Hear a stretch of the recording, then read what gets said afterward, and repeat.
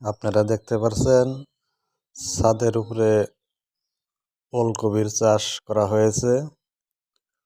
ফলমূলের ক্যারেটের ভিতর কোনো ধরনের রাসায়নিক বা সরকারি সার ব্যবহার করা হয়নি। সম্পূর্ণ জৈবিক সার এবং গোবর দিয়ে এই ওলকপির চাষ করা হয়েছে ছাদের উপর। দেখেন কি সুন্দরভাবে ওলকপি হয়েছে।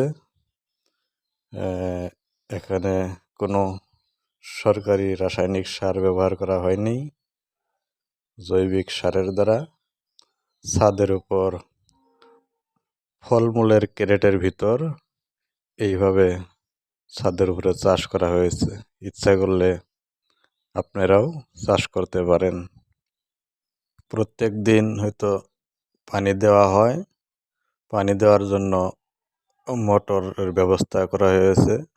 মোটরের পাইপ দিয়ে পানি দেওয়া হয় এবং সূর্যের তাপও এবং হাওয়া বাতাস ভালোভাবে পায়, যার জন্য সুন্দরভাবে ওলকপির চাষ হয়েছে।